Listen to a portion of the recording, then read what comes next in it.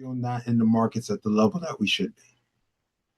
Because there are people still having the ability to see their money multiply because they allow their money to work in those markets where it's working without them having to push for it. They don't have to sweep a broom. They don't have to flip a burger. They allow their money to keep working and it brings back more money. That's investments and business capital. As we were talking in one of the previous slides about assets, you need business capital to, have that dream, have that possibility. A Colonel Sanders, a Oprah Winfrey, a Tyler Perry, Magic Johnson, Shaquille O'Neal. All these individuals recognize that you got to have some sort of ownership in something. You can't just sit there and say, I'm a billionaire. What do you own? What do you do? I'm just a billionaire. No, the reason why you're a billionaire is because you sold something or you have a service of something. You provide something. You provided something. That's why you ended up with what you have. So even nowadays, as I'm thinking, like for myself and Dr. Clarke, we're recognizing every single day, what are the things that we're offering? How we're offering it? How we're creating the value? How we're, creating the necessary areas where the business capital or the reinvestment in things like websites or, all the respective areas of technology or the workflow chain can become beneficial. Now, this number that you see, percentage right there, 2.9%. USCPI, which is Consumer Price Index. So, Ms. Johnson, can you read that sentence for me, please?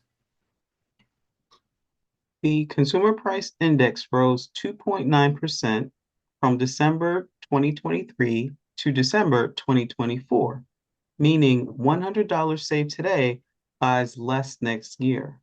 Oh. Now, this is I'm speaking to my people right now, especially those who are probably watching this on, record, and especially, make sure you become a subscriber to the YouTube channel. The handle is at Dr. Gregory Clarke Master Coach, or just type in Gregory Clarke D-Min Master Coach, and the channel will pop up. And this will probably be in episode probably more 83 than 84. When you hear people talk about, I'd rather keep money in my house, that's not necessarily a good thing. Now, if you're talking about coins, like if you have like gold coins in your house, or if you have silver coins in your house, I might can rock out with you. Because based upon those markets and based upon the fact that they're precious metals, that will appreciate over time. So if you have some gold coins or gold bars or silver, bars and stuff like that, or platinum bars, I'm not mad at you. You got a safe in the house and you got that stuff sitting in the house, I can work with you. But if you tell me you have paper currency in your house that's just sitting there saying, well, I don't trust banks and I'm just going to keep this $5,000 and $10,000 in this house, you are, as I think me and Dr. Shaw was looking at the show, you being a dumb dummy. Because you allow that thing is going to erode. The value, the face value of it is still going to be what it is. But your ability to have the buying power or the investment power is going to get diminished over time. And so inflation, as I read in the next sentence, inflation erodes the store of value funding or function. This is why simply holding cash isn't enough. Money must be put to work. I don't care if you enter something that's only paying you 5% interest. That's better than nothing. That's better than nothing. Or if you get into something that's all of a sudden it gave you a 10% return, that's better than nothing. If you have $5,000 sitting in the house and all of a sudden you put that into something and all of a sudden it says, oh, 5,000 turned into 5,500 or 6,000. I think you'll be a little bit more. I said, wait a minute, I got more money? He said, yeah. And depending upon what type of investment, you'll pay less cash in capital gains, taxes, you'll pay less taxes and capital gains than you would do as an employee. That's why most wealthy and affluent desire not to be employees. They don't mind being a consultant. They'd rather give me a percentage. No, don't pay me no. I can understand you're gonna give me something that's gonna go towards my business entity, but I rather ownership. I rather equity. Because we recognize the ownership aspect is where the real money is. Not the quick, fast money of saying I'm an employee. That's quick money. That's that day-to-day stuff. That's where the regular person is. When you start moving from rich to wealthy to affluent, you start to recognize, like, wait a minute, this is a different game here. Okay. Instead of me looking, and I always think back to 50 Cent. One of the wisest things, a young kid from South Jamaica, rapper. They doing that fad thing, that rapper. But he was wise enough when he invested in vitamin water, and they took advantage of his popularity initially in the beginning stages of his career. And he was wise enough when they was offering, we'll give you $3 million a year to promote us. He says, nah, what you're gonna do is you're gonna pay G Unit X amount of dollars as an equity investment for my time. And depending on how much I'm gonna help you promote this product, I desire a percentage of the company. Where at the time when vitamin water was initially sold to the Coca-Cola company, 50 Cent owned 10% of it. And I'm gonna ask Miss Johnson if she can do me the favor to find out what did vitamin water sell for to Coca-Cola at the time when it was sold. And I know it won't take her long to find that information. Because I desire you to understand as a part of this conversation why we're talking about money. We're not just, running through this thing quickly. No, I desire, especially for people who look like me, to get this thing cemented. When you see these individuals who are having opportunities to develop wealth, you are one of those same individuals that can do the exact same thing.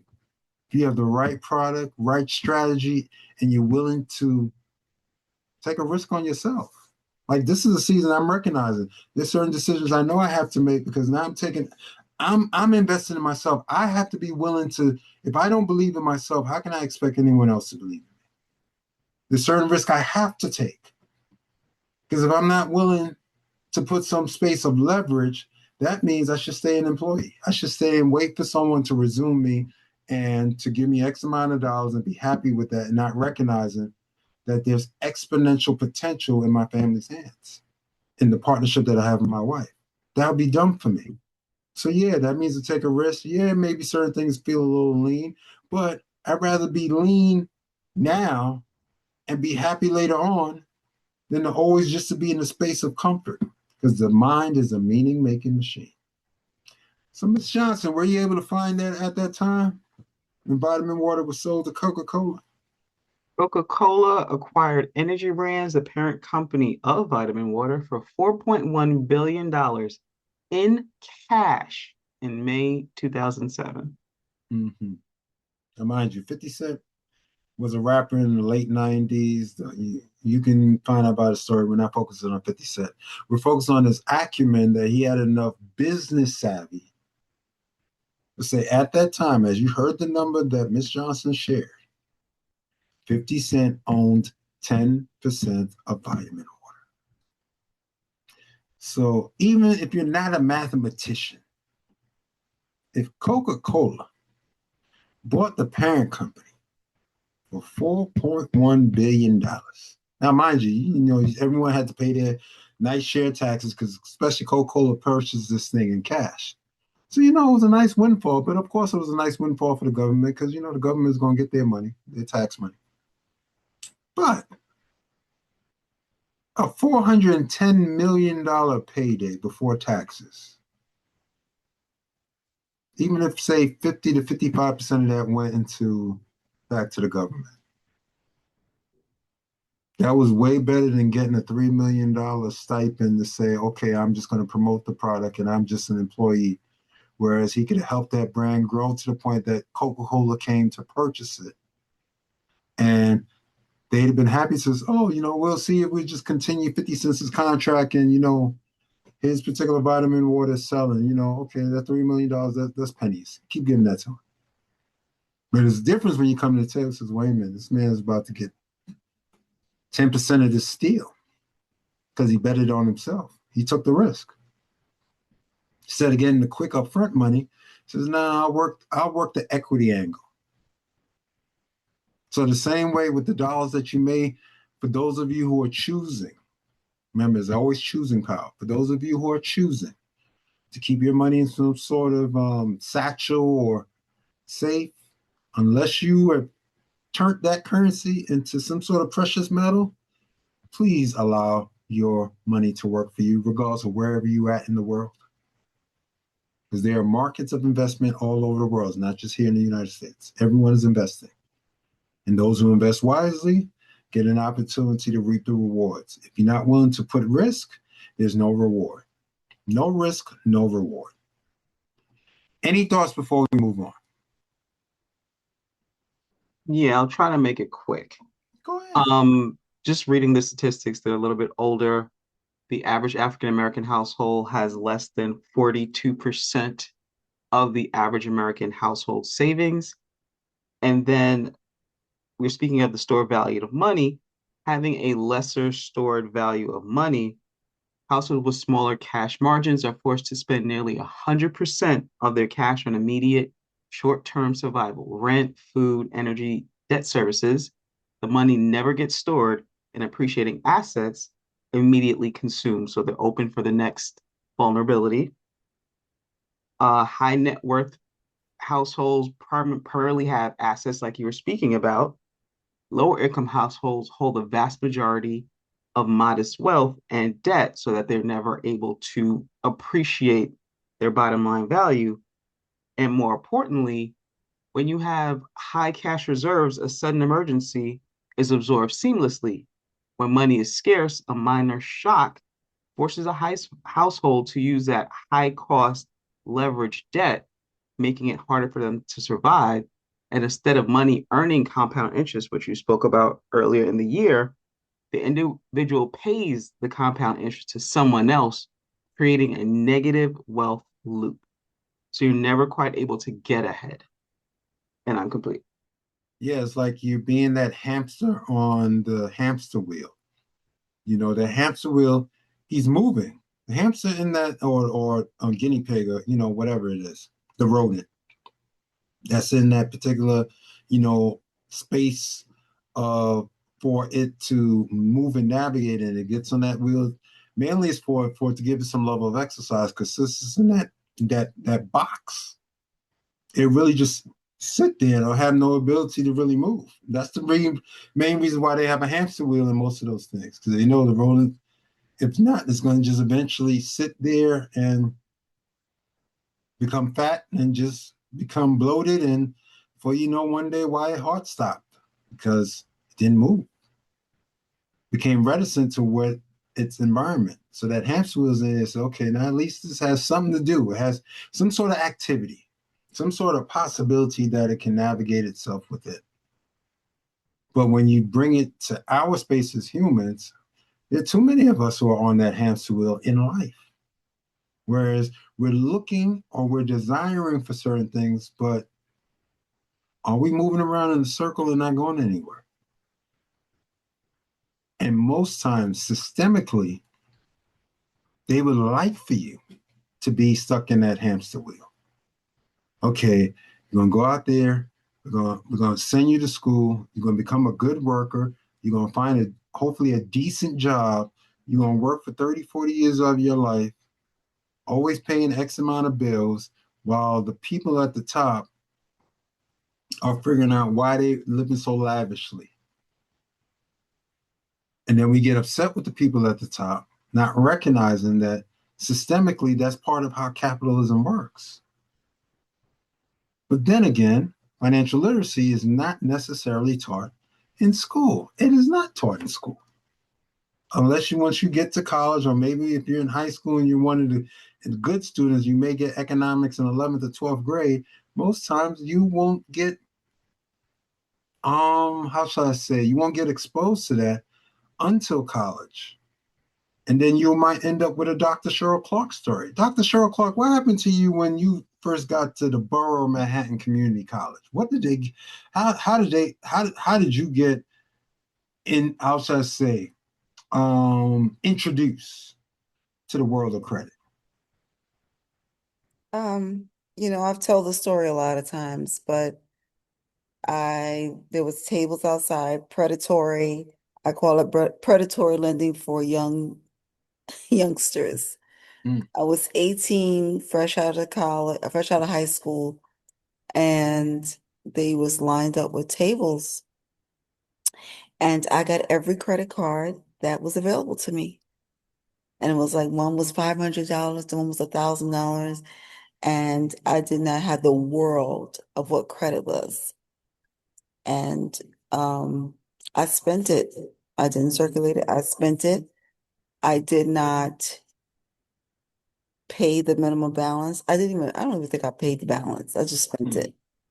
So thanks to you understanding what the credit was, because I didn't have the world, I didn't have a conversation in the household about credit and credit cards. So I had to learn the hard way about using credit cards and what credit card is used for emergencies.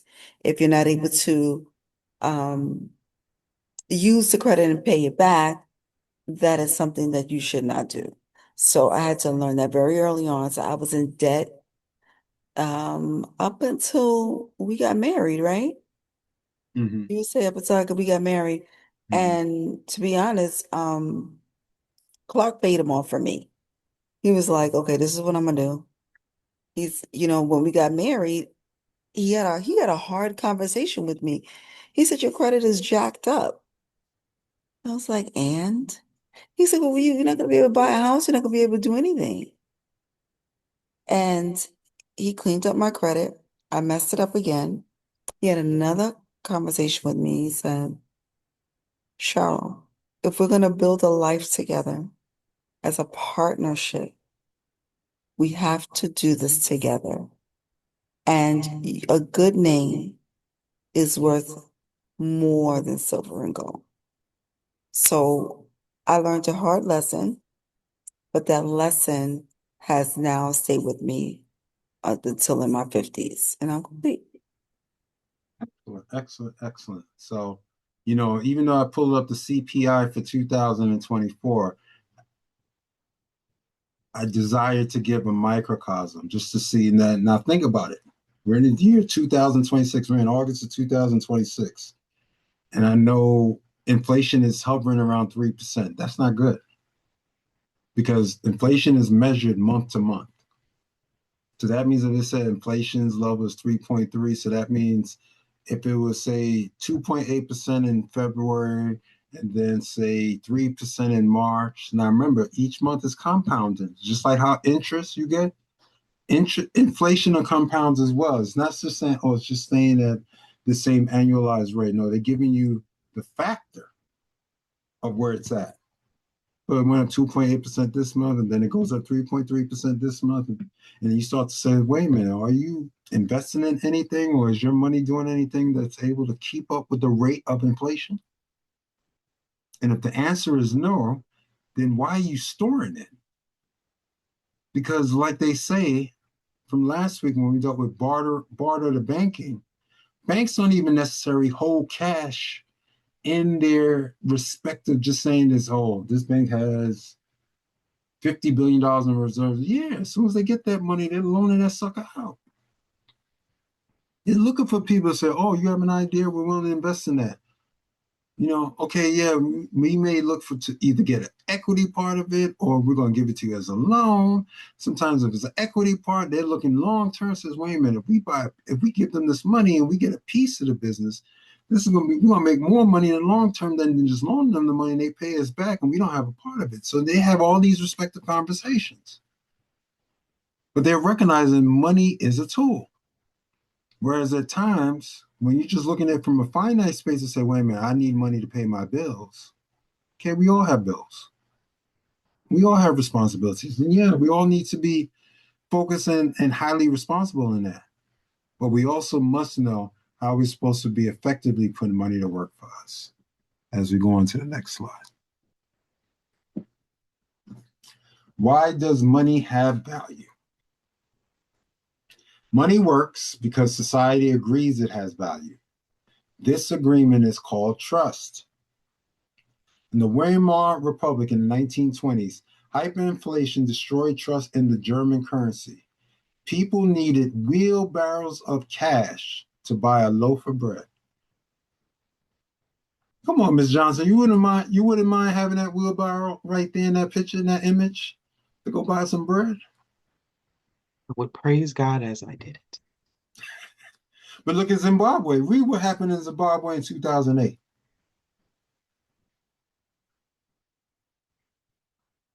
I see she's speechless because she's looking at a number Yes. right. She's looking at a number right now, like, wait a minute, wait a minute. And this is not hyperbole. This is not, oh my God, this is some sort of shock value. No, no, no, no, no. There's certain things, numbers don't lie. What happened in 2008 in Zimbabwe, Miss Johnson? Inflation hit 89.7 sextillion%. The currency became literally worthless overnight. Now, Miss Johnson, I know you're probably looking right now. Tell me how many zeros is in a sextillion. And remember, we're dealing with 89.7 sextillion.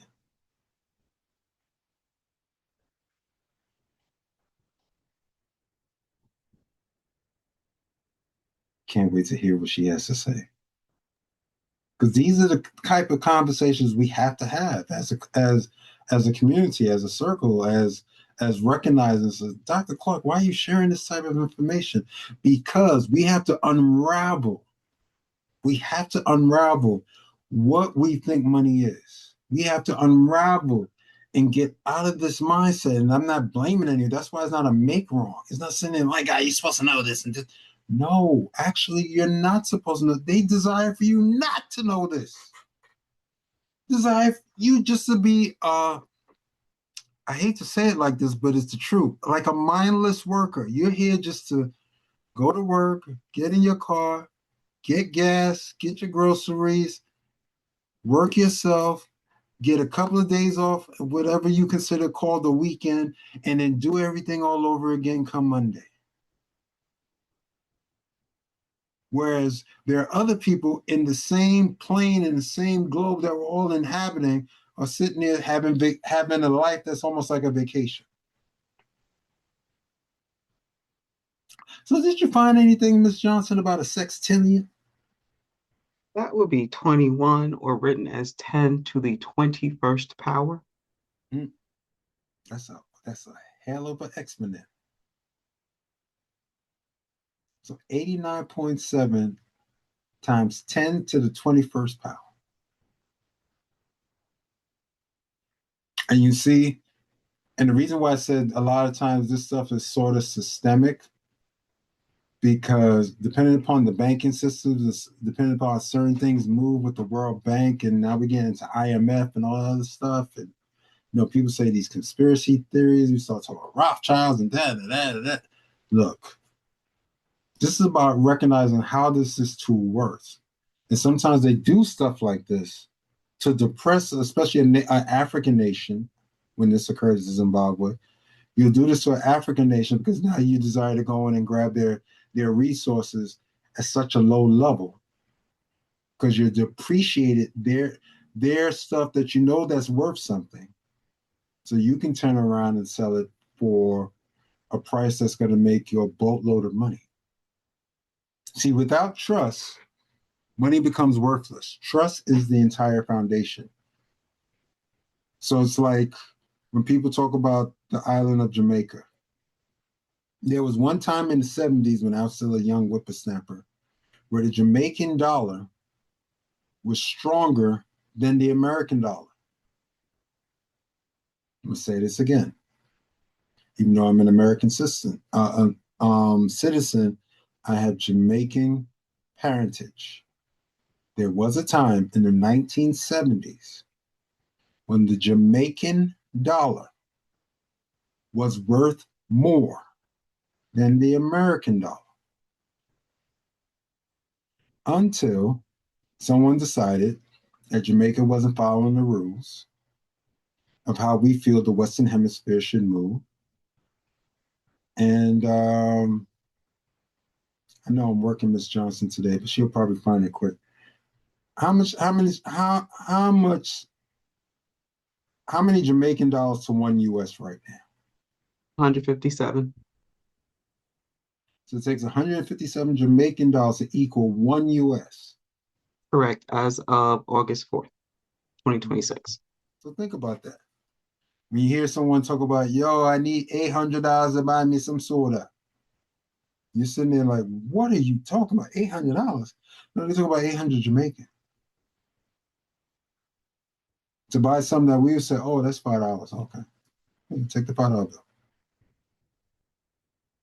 We have to recognize why we have to become much more aware of when we are and how we move from a money standard. We have to move from that fallacy and fantasy that we were initially positioned in.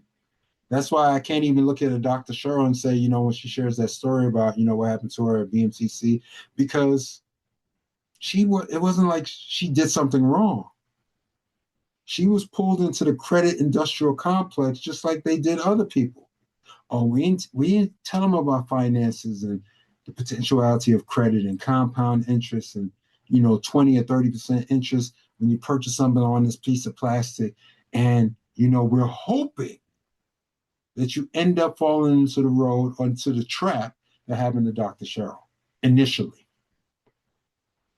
So it's not even when Dr. Cheryl Clarke shares that story, like, oh my gosh, she was just bad with money. Yeah, she could have been better with money. But technically, she was positioned to be that way. So we have to recognize the trust that we have to have in order for certain things to manifest and to move accordingly. But remember, without trust, you don't have anything. It's like a relationship. Without trust, that relationship cannot go any further. In this slide, we have wealth versus money. I have a graphic over here on the left. Money is a tool, it's temporary, and what is meant to do? It flows in and out. And we look on the other side of the image, wealth. Wealth is assets, that's ownership, that's investments, that's businesses, that's intellectual property. Money should become wealth. I'm going to say that again. Money should become wealth. 70% of lottery winners go broke within a few years. They receive the money, but lack the wealth building habits, assets, and knowledge to keep it. Money without wealth thinking disappears. The goal is not to earn more money, it's to convert money into lasting assets. So when we start to hear, even if we went biblical about, leaving stuff for your children's children, just because you're in business doesn't mean that you're successful. Because you can be in business for 25 years, but if you don't have anything to show for it, even though you may have 25 years of experience, that's excellent. You have the ownership part, but you don't have the investment. The business is not really viable. And unless the intellectual property that's coming out of that thing is working for you, well, it's good. On paper, it's great. You're a business owner. But as they say all the time, there's so many small businesses that fail and don't even last a year. It's easy to start something. How do you maintain it? Do you have the wealth building habits? Do you allow yourself to have the knowledge base? Are you willing to be in those spaces to be in continuous education? Are you willing to position yourself to say, wait a minute, I'm not here just to be doing this. I'm here for something else. I'm thinking beyond myself, as like what Cheryl said earlier, Dr. Cheryl. If you're leaving stuff for those who might be coming behind us, then that means this is not just about me. If it's just about me, that's easy. That's finite. When you start playing at an exponent as, sextillion, 10 to the 21st power, we're talking numbers that are just mind-boggling. But they can happen. They can happen. So you have to recognize that the tool is effective. We should be gathering money. And now we are transforming that money into possibilities of wealth because we're recognizing that money is not just there for us just to take care of bills and just to service debt, but at least having assets that can help us service the debt. And that's where proper leverage comes into play. And that is something that they definitely desire Black and brown people not to be aware of. They'd rather you in a rat race where you're just worrying about why is potato chips high?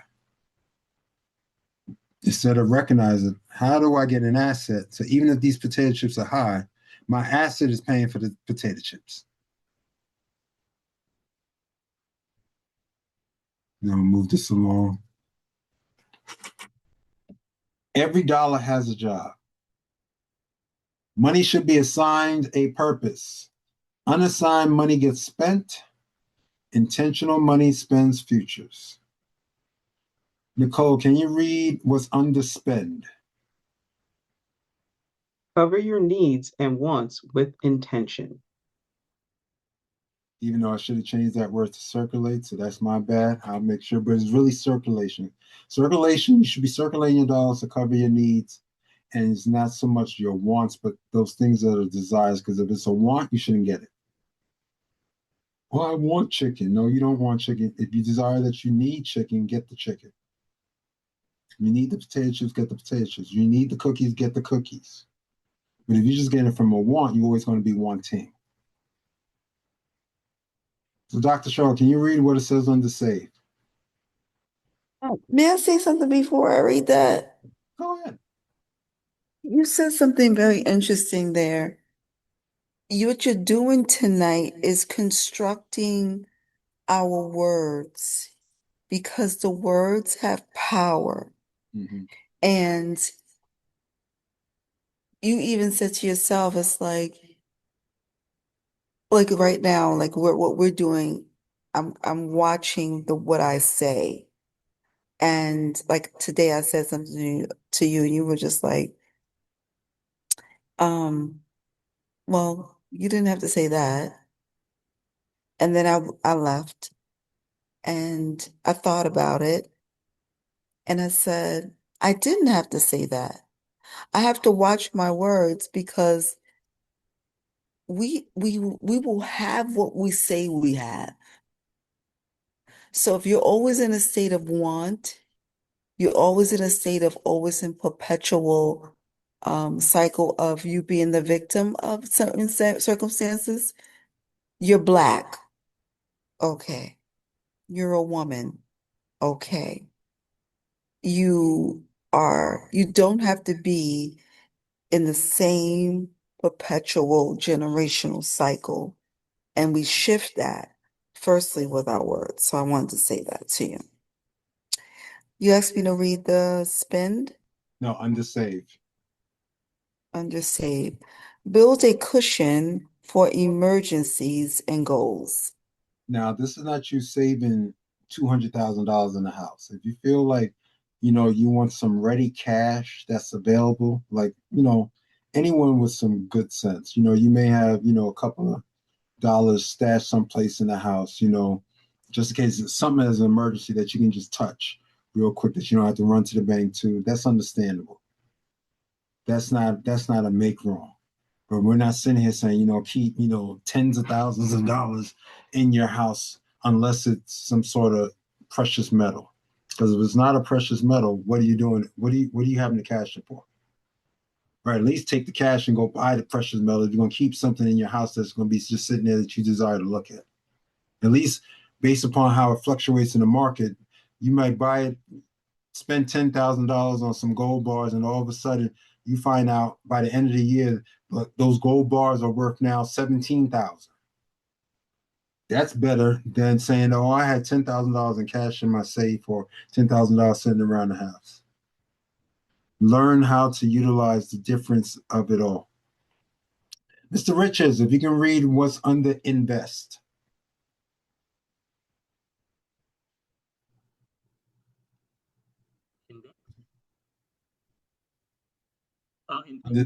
Yes. Mhm. Says put money to work so it grows over time. And the reason why that is so important, we all have opportunities and aspects to make sure that we have the ability to give and to make our money come back with some more friends. So the ability to invest is so, so important. So, Mr. Richards, I'm gonna ask you, so can you read under give? 'Cause I know we didn't really hear you say under invest. So, what is the sentence under the word give? Contribute to causes and people you value. Exactly. Just because you make $1 million doesn't mean that you're running around here saying that the $1 million is only for you. Be charitable, be hospitable, be philanthropic. When you start to recognize that, you start getting those spaces where it's no longer greed, where you start to say, okay, I could be a billionaire, but I'm already saying I've given 10% of my wealth away, or I'm willing to put 10% into projects that can help other people. That's showing your philanthropic side. That's showing that you're a giver. That's showing that you're figuring out those things that can be a blessing unto other people other than just yourself. And that actually enhances your wealth. When you are a giver, it shows that you are enhancing your wealth and you are moving in a wealthy space, because you're not just sitting there saying that it's just all mine. Because if that's the case, how we're blessed is that the fact of the matter, you're in a particular realm of recognizing there's a circulatory system that happens. That's why I apologize about the word spend. Yeah, it definitely should have been circulatory, and we moved that word once. To me, that's worse curse word than what you think should be vulgarity. Because too many times we walk around in these wants, and those wants keep killing us. And then when you build, you're funding your projects, businesses, and your skills. You should always constantly build. I don't care what it is. I don't care if you're making investments in the necessary technological tools, if you're figuring out, how you can even leverage if you have an intellectual property so it can help fund and develop what it is that you're doing.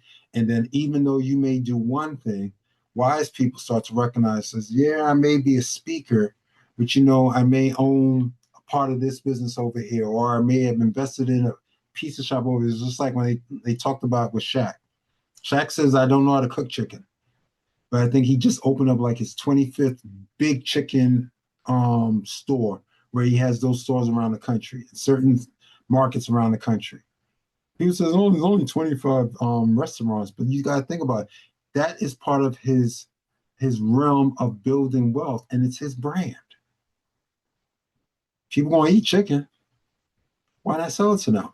And he's look, I don't fry chicken, I don't cook chicken, but I know I eat it.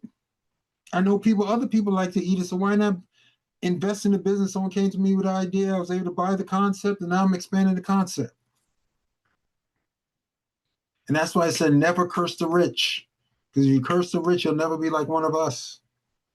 And the reason why I'm saying like one of us, or the wealthy or the affluent, because as you start to, and that's why we even have to watch even during these political seasons, we have to recognize certain things. It's almost as if, we're desiring to vilify those who move in an affluent way because of how things have been positioned systemically. They desire to keep us small. So now that we see other people starting to aspiring, or we see maybe people who look like us starting moving those billionaire or multiple $1 billion worth and things of that nature, and able to navigate a certain realms, now we want to look at them with a side eye. It's like, wait a minute. Why are you looking at them with a side eye? That means you're not going to be like one of them. It means you're going to perpetually keep yourself small because you're not willing to build, which leads to the last one about multiplication. Reinvest returns to compound your wealth. That's where compound interest. And we dealt with that earlier in the year, as Ms. Johnson alluded to, which was a great concept. I don't remember the exact number episode, but we definitely dealt with that earlier. We may revisit that before the end of the year as a part of a greater conversation, which leads to the 50-30-20 rule, which is a popular starting point. 50% on needs, which is really your desires. Well, 50% on needs, because you need to keep your lights on. You need to pay your rent. You need to pay your mortgage. You need to, certain things. If you still got a car note, make sure that 50% of your income at least is going towards that. 30% should be on things that you really, and I have to remove that, and I'm happy that this is happening. Shouldn't be 30%, shouldn't be on wants. 30% should be on those desires that you actually have positioned yourself for. You shouldn't be spending on wants. So even then, you know, this is great because this allows me to even govern myself and recognize that you can't continue to say certain things if you're really attempting to regenerate the language. So 20% should be on your savings and investments. And why is that so important? Because if you're willing to reinvest in yourself, you know, stocks can go up and down. There's volatility, there's always risk. But it's amazing how the people who have put their money in certain markets, even though there's volatility and sometimes there could be big swings where you lose money on paper one day and then all of a sudden you see a week or 2 weeks later or a month later, all of a sudden they've doubled their money and like, wait, what? I thought you were down. Well, the swing went up and it came and it went down and people were screaming and I even continued to make some investments when it was down and all of a sudden when it came back up, all that money just kept even more money came into my pocket and possibility. So how even you're positioning your money to keep working for you instead of you just working for it. Because even as entrepreneurs, you can be just working for money, working for the next client. And it's like, okay, that's great. Let's get these clients. Let's pay some down this debt. And then at the same time, how we're creating an opportunity to get some assets or to position this money to come back and work for us that we don't have to do anything. Yes, we earned it over here, and we put some of it over there, and then all of a sudden it started coming back with money on its own.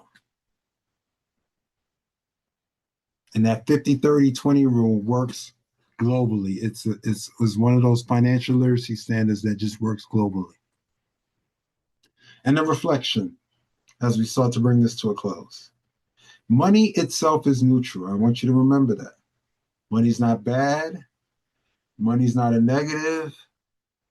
I know you hear the love of money is the root of all evil. Yes, because if you start to make the love of your money, and that's when it can become covetous and being greedy. That's where you can be repositioning yourself where it's not beneficial. But money itself is neutral. It's not good. It's not bad. It's a tool. How we think about money determines how we use it. And a discussion point that you can think about with yourself, or those of you who are watching this on YouTube, you can have a discussion point and leave that as part of your comments down there. What beliefs about money did you inherit growing up? I know initially I inherited that you had to go work hard in order to earn money. So I remember when I was a backpacker, 8, 9 years old, and then, you know, doing all the other things that probably young urban people would do and, you know, get those first fast food jobs and you was willing to put in extra hours, especially if it was summertime or time off from school, because, you know, you had to work hard to make money. And now I'm happy that I've grown out of that to dispel the fact that I can make as much money as I apply myself in utilizing my mind. Dr. Cheryl, what type of beliefs do you feel that you inherited when you were growing up? Definitely that money don't grow on trees. So don't ask. Uh-uh. So there's a lot of things that I had to learn, even to request certain things. And I think that's important for us to know too, that we live a lot in silence and secrets. So I've learned to ask and to make requests. And I'm complete. Miss Johnson, what beliefs about money did you inherit growing up? That it was necessary, that you don't talk about it with everyone because everyone does not have the best of intentions. Hmm. And thankfully, some ways to save it and invest it. And unfortunately, having examples of what happens when you don't do it the proper way. And I think that's about it. I'm complete. Excellent. Mr. Richards, what beliefs about money did you inherit growing up? You know, it's like um, be satisfied with what you have, right? Hmm. And respect carry you throughout the whole world without a cent in your pocket. And money don't grow on trees. That one for sure is registered. Yeah, I remember that one too. It says money doesn't grow on trees. And it actually does because, you know, since they use wood to create paper, Paper is how we utilize the currencies around. It's interesting, as they say, money doesn't grow on trees, but in some ways, that may not be necessarily true. It does grow on trees. And with that, we are complete. We are complete. Well, we had some great takeaways, some great possibilities. It was an excellent conversation on this fine evening. And as we start to bring this to a close so we can respect everyone's time, I appreciate everyone here at the circle as we flow today. And here are the respective ways that you can, you know, support the platform. Number one, you can do it via Cash App, at $ Gregory Clarke D Min, or you can do it via Venmo. Just drop the $. It's the same thing, Gregory Clarke D Min. Or if you choose to do it via Zelle or PayPal, for those of you who feel highly favored and just happy to say, we're gonna throw some money their way as they're gonna continue to develop the platform and the marketing and the promotion of the platform. You're doing it via Zelle, PayPal, it's the same email address, esquire971@gmail.com. With that being said, until we come back next week with another edition of the Comeback Conversations with Dr. Clarke, we appreciate you. Continue to keep your eye on your money. Continue to allow your money to work for you so it can come back pregnant, and continue to allow your wealth to compound so eventually you'll leave something for your children's children. Have a great week. I can't wait to see everyone next week. Have a great night. Good night, everyone. God bless. Night. Night. How are you doing? This is Dr. Gregory Clarke, and I hope you enjoyed this past video. Now, once again, I invite you to become a part of the Comeback Collective Circle on this wonderful time frame, and not only by enjoying the video, but going to get my book, Life in the Huddle. You can get this copy and get your copy today, right now, by going to the Amazon.com website and type in Life in the Huddle. This is a great book, not only for yourself, but it's a very autobiographical tome that I've written. And the reason why it's so important, you can connect with the Comeback Collective Circle.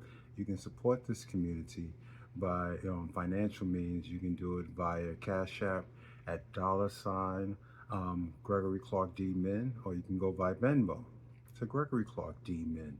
Or if you desire to do it via Zelle or PayPal, you can simply use the same email address, esquire971@gmail.com.